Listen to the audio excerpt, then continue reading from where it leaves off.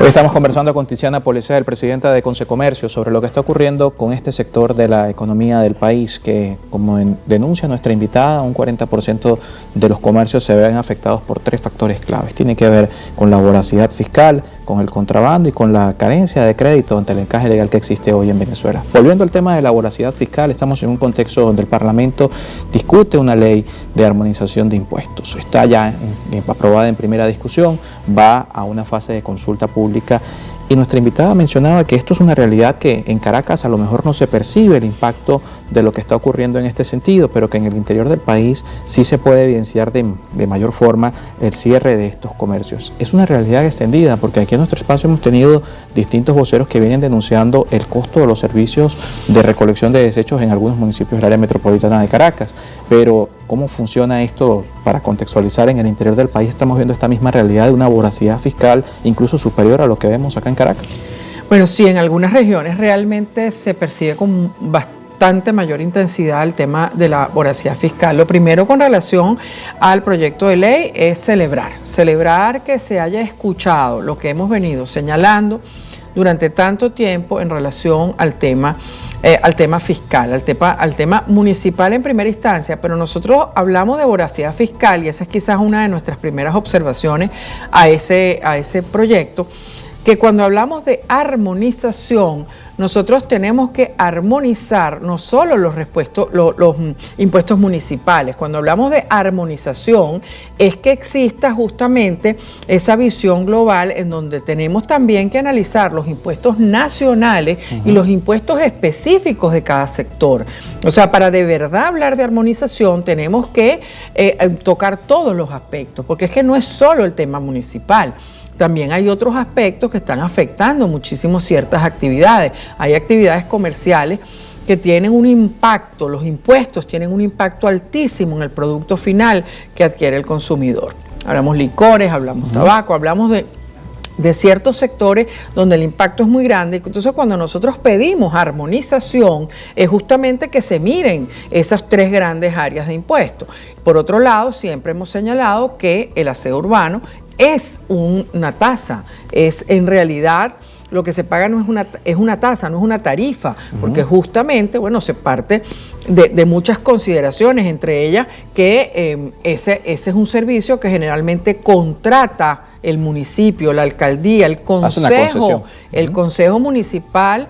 Y cuando digo contrata es que debería vigilarse las formas como se han sido contratadas algunas empresas, las formas como se haya cumplido con las consultas, con el llamado a licitación, etcétera, cosa que no ha ocurrido en casi ningún municipio. Y luego, a la hora de fijar tarifas, el Consejo Municipal tiene que tomar en consideración también hacer una consulta, porque estamos observando unos montos de esas tasas absolutamente desproporcionados. Consecomercio hizo un análisis basados en dimensiones de los espacios, ¿no? Es que ese es un detalle importante, En este momento, por ejemplo, la mayoría de los municipios cobran el aseo urbano por metros cuadrados, y eso en los países donde esto funciona un poco mejor que en el nuestro, se consideran muchos factores. Se considera el tipo de negocio, porque hay negocios que generan más o menos desecho. Hay además el tema de los metros cuadrados no es representativo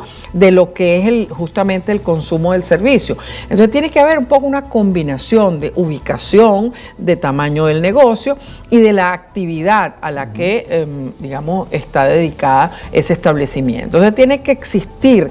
Y eso justamente sale de las consultas que se hagan. Entonces, esta ley plantea también un ajuste respecto a este tema. Esa ley plantea este ajuste que es importantísimo cuando hablamos también, y esto se extiende también cuando esta consideración que hago se extiende también al tema de la energía eléctrica, que no la podemos obviar. En este momento se está cobrando la energía eléctrica con base en la capacidad que se solicitó en un origen. Las empresas están en este momento trabajando, muchas de ellas, al 20% de su capacidad, y siguen pagando la energía eléctrica como si estuvieran funcionando en un 100%. Entonces, uno de los pedimentos que se hizo fue justamente que se cobre por el consumo y no por lo que se solicitó en un inicio en el negocio. Entonces, hay muchas variables en esto que están incidiendo en que los costos sean tan importantes. Consecomercio hizo un análisis en un momento determinado y en un municipio, concretamente en un municipio del estado Lara, se estaba pagando el 8,000% más de basura que en un municipio de Toronto, en Canadá. O sea, ahí nos damos cuenta que algo no está funcionando. Por otro lado, cuando una alcaldía escoge una empresa de recolección de basura, yo creo que, y así está ocurriendo en gran parte del mundo, hay que exigirle que explique qué hace con la basura, porque la basura en el mundo es un negocio, no es solamente recogerla. Si el que la recoge, la procesa, la recoge clasificada y luego la comercializa, ahí los contribuyentes vamos a pagar menos. Entonces, en este momento en Venezuela ese proceso no se lleva a cabo. Entonces, hay toda una serie de consideraciones que por eso hay que escuchar a justamente los comerciantes, los industriales de cada una de las zonas, para ver, porque hay zonas que están más deprimidas, otras que están menos deprimidas, hay estados que están todavía resintiendo la intermitencia, por ejemplo, en el suministro de diésel, y eso influye en su capacidad de pago, su capacidad inclusive de venta, etc. El estado Carabobo, por ejemplo, en este momento está enfrentando unos cortes de energía eléctrica frecuentes y prolongados. Quizás en este momento es uno de los estados con más problemas de energía eléctrica. Entonces, cada estado tiene una característica diferente que es necesario de alguna forma armonizar. Por ejemplo, un tema de armonización. En muchos municipios de Venezuela, por ejemplo, las licorerías no pueden trabajar domingos y feriados. Esto hay que armonizarlo con otro tipo de disposiciones que hay, porque mientras que los licoreros no se les permite trabajar domingos y feriados, por ejemplo, un establecimiento que es un supermercado de grande dimensión que vende bebidas alcohólicas, él sí las puede vender, sí se puede consumir en establecimientos. Es necesario armonizar este tipo de medidas, ¿no? Y analizar, porque se está perjudicando un sector. Y esto ocurre en muchos municipios de Venezuela. ¿Cómo ve Consecomercio el otro lado de la historia, las alcaldías? Porque algunas declaraciones que hemos visto en este contexto donde estamos en consulta pública de esta ley hablan de una pérdida de autonomía, una pérdida de capacidad financiera que va a significar un impacto para el ciudadano, que no va a haber una alcaldía en la calle con capacidad monetaria para hacer gestión. Sí, bueno, ese era el riesgo de alguna manera, pero por eso una ley, y es otra observación que nosotros hemos hecho, una ley tiene que mirar que armonización no es estandarización. De hecho, algunos artículos de la ley tienden a más bien estandarizar. Voy a dar un ejemplo. Estandarizar los procesos y los procedimientos dentro de la alcaldía. Esto quizás no es tan apropiado, no es ideal, porque justamente en los países donde esto funciona, la competencia entre las alcaldías es justamente, en esta alcaldía usted necesita hacer menos cosas para montar un negocio, y eso genera competencia.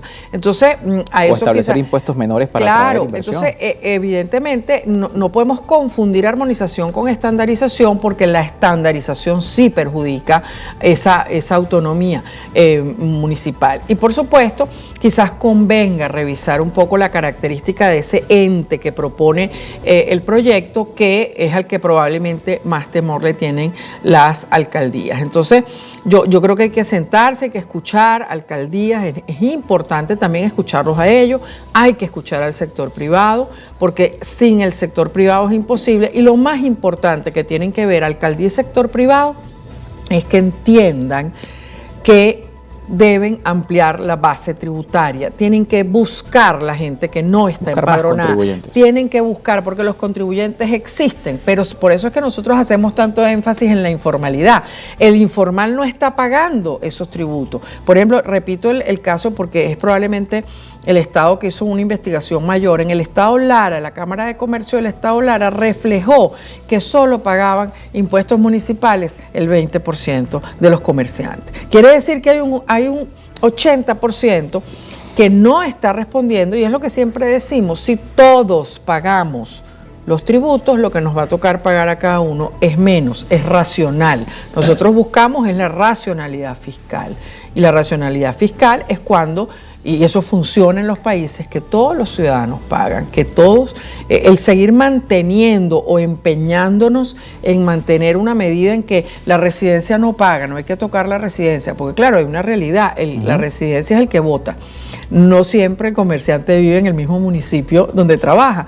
Entonces, bueno, tendemos a utilizar esas medidas un tanto populistas, de decir, bueno, no tocar la residencia. Bueno, y quizás eso también hay que revisarlo, porque creo que todos los venezolanos tenemos que entender que los tributos hay que pagarlos.